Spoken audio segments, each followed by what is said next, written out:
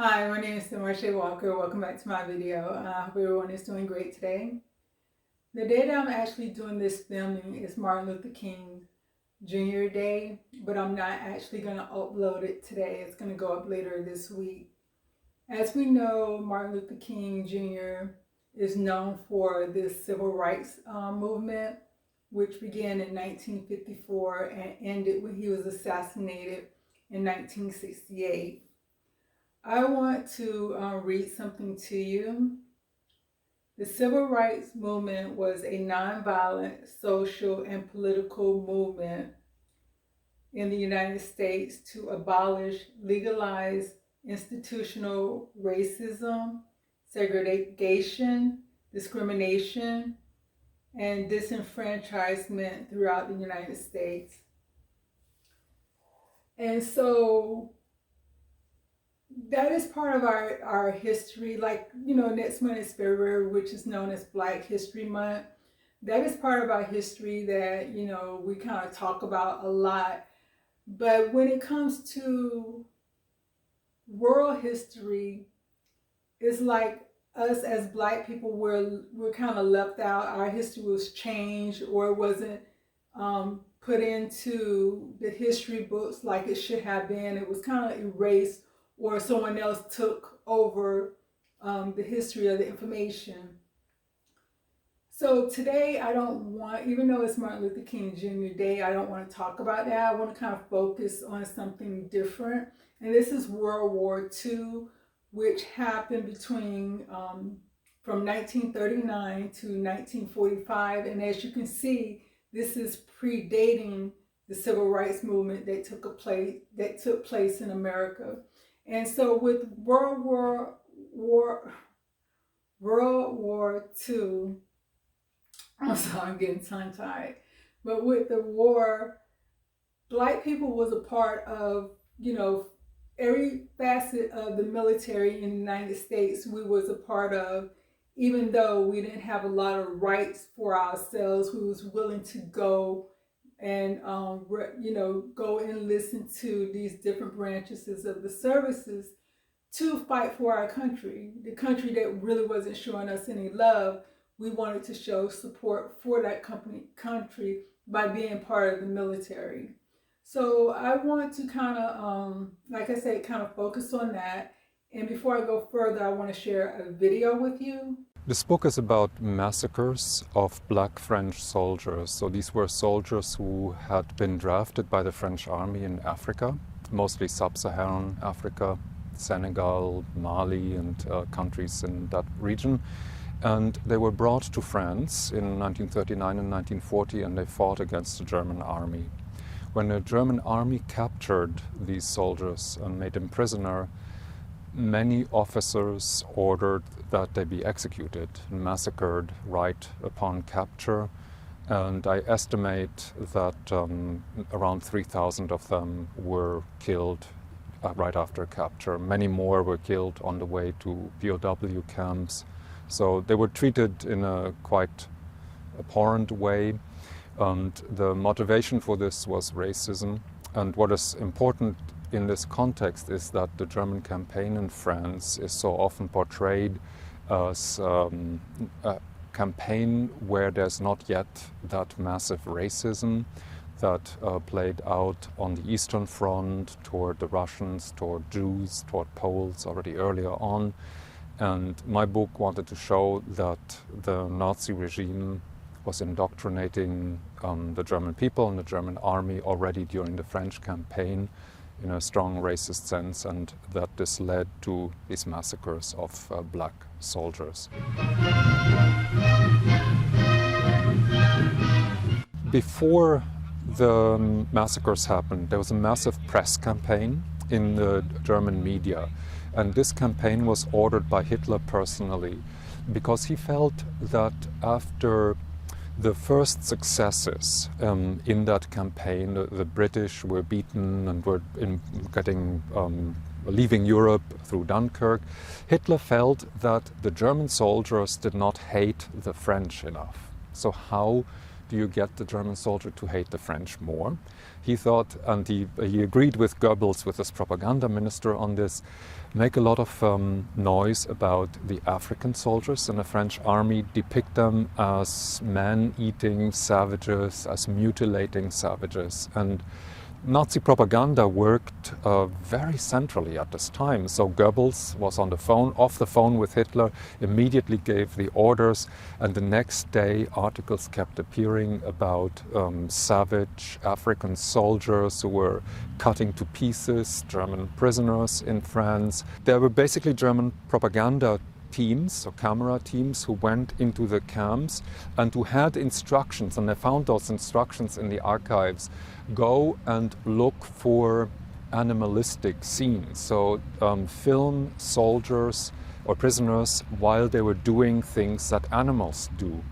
And so these camera teams zoomed in, for example, on soldiers who were eating raw meat because they were starving in these camps. At first, in the beginning, the supply situation was terrible. So these camera teams filmed prisoners, black prisoners, and also sometimes North African prisoners, tearing apart raw cows or raw sheep and eating the meat. Other propaganda teams, and they did this for many months afterwards, also when some of these prisoners were first brought to Germany, before everybody got Hitler's order that they were actually supposed to be kept in France. There were propaganda teams who went into the POW camps in Germany and filmed dances of these soldiers, and often they told them, dance like we're used to. And many of these African soldiers came from very different regions in Africa. Well, we're supposed to dance like we do. Well, we are not we are from very different areas here. We dance differently. So they started usually dancing under pressure. And these camera teams filmed this. And if we watch them today, we might think, oh, well, just a bunch of black men in French uniforms dancing.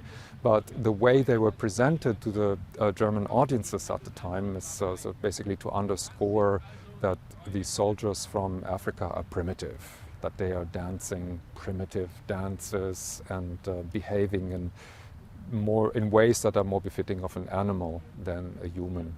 And this went so far that the official Nazi newspaper said, sort of as a rhetorical question, do you think that these soldiers ought to be spared and be taken into a POW camp? So the implication was these people are free for murder. And the German soldiers read these articles, they heard news like that on the radio. And when they attacked in a second wave in early June 1940, they began to read everything in the battle situation according to Nazi propaganda. So whenever they found one of their comrades with severe cutting wounds, for example, they immediately thought, oh, this person must have been a prisoner of a black unit and they must have cut that person to pieces. And then officers, when they captured black soldiers, said, now we are going to avenge these outrages, and very often officers ordered that black soldiers be separated from the white soldiers and also from the North Africans, who were usually put together with the white soldiers, and then the black soldiers were led away. Very often it was execution at the edge of a forest, at the end of a field. Usually without witnesses, because in those regions of France where this happened, many of the civilians had left. They had fled before the German army arrived. So there were often few direct witnesses, except for the soldiers in the German army, the officers. And in many cases, they were just lined up at the edge of a field and executed with machine guns or machine pistols. The white French soldiers and officers later on saw this. They heard it, and then they often saw the corpses when they were driven away to a POW camp. Most of the African soldiers were illiterate. A few of them left written sources. There are a few in the archives, but they're mostly the French-educated lower-rank officers, and they have a particular perspective. The most detailed documents were the accounts of white French officers, And these were accounts that they wrote shortly after the campaign, a couple of months or a year or two after the campaign. And they wrote them with a very different purpose. They wrote them to highlight certain soldiers who should get military medals. And they also wrote them because the French government and army wanted to understand what had gone wrong in 1940. Why did we lose this campaign so disastrously? So it wasn't about human rights or about documenting massacres, but in the context of trying to explain the defeat, these officers very often gave a lot of detail on what had actually happened in combat and right after these people were taken prisoner. So those are the most important sources. There are few German sources where soldiers in their diaries admit that they did kill Africans. Very few of them. But what you can see in the German sources, mostly these stereotypes about men eating African soldiers that mirror almost one-to-one the Nazi propaganda in the preceding days and weeks.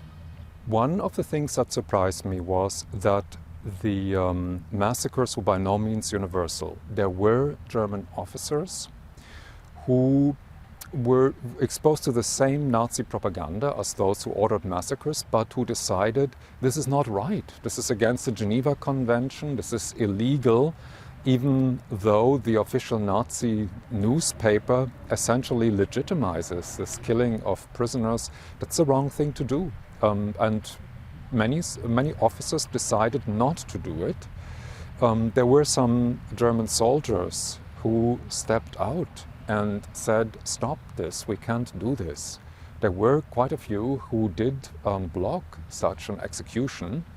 And what surprised me was that in some cases I have the writings of these officers who did not participate in massacres. Sometimes they were just as Nazified as those officers who ordered massacres, but they somehow had this remainder of decency and legalistic thinking where they thought, no, this is not the right thing to do, I can't do this, so let's not massacre these people. And so the French feel bad about not having recognized this whole contribution of African soldiers to the Second World War.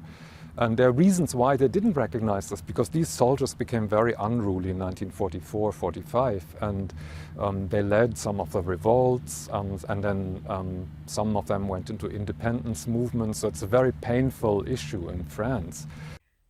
As you can see, these men that fought and died in World War II against Hitler, even though there wasn't American Black people, they're still our people because they're African, and we know we come from Africa.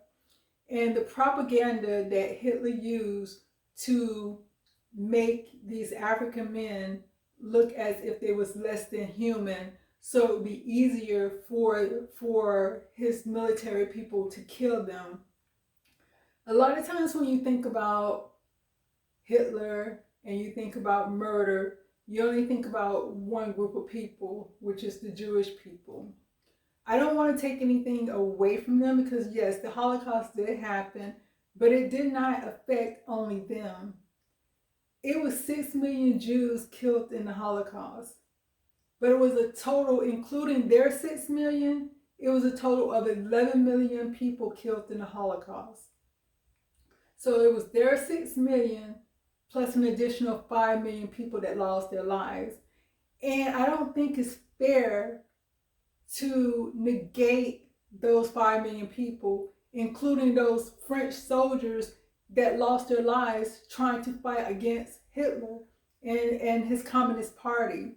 And so when you get to the point where you're just me, it's only about me, you're neglecting everyone else who lost their lives in this war, who lost their lives fighting against this man. He was an evil man. I'm not taking that away from him.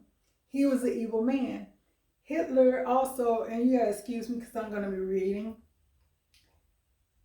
The other 5 million people that died in the war, he killed gay people. Because, wait, before I go on with that, Hitler wanted an Aryan race. He wanted his nation to be Aryan, just all white and perfect. Anybody who went against what he considered perfect, he wanted to kill them. So he killed gay people. He killed disabled people. He also killed like about 5,000 disabled kids by starving them to death or giving them shots to kill them. He killed Jehovah's Witnesses because they're Christians, so he killed them. He also killed Roma people, which is also gypsies. He killed them also. So like I said, it was an additional, with the Jewish 6,000, there was additional 5,000 people that Hitler killed because he seen them as inhuman. He seen their lives as not worth living because they wasn't Aryan, because they didn't fit in what he considered a perfect society. So if we only talk about 6 million people, we're neglecting the 5 million who also lost their lives as well. We're also neglecting, there was prisoners of wars that died in that war. And like I said, in that video, you seen a lot of black people who was Africans who are, some of us may or may not be descendants from, but they also died. That's a representation of us. So to sit there and say black people cannot talk about the Holocaust, to say black people cannot talk about Hitler, or say black people can't talk about this, that, or the other, and if we do, it's propaganda. If we do, we're against Jewish people. No, it's history that we're a part of. You cannot talk about American history without including black people, even though they're trying to give us just 1 month. You cannot separate American history and black people because we're part of American history. And you cannot talk about the world history without so including black people. We're everywhere. We were everywhere. We're everywhere. So we are history. So to sit there and say you can't talk about this or you can't talk about that because that might be offensive to somebody, everything is going to be offensive to somebody. So that means nobody can talk about anything because somebody might get offended by it.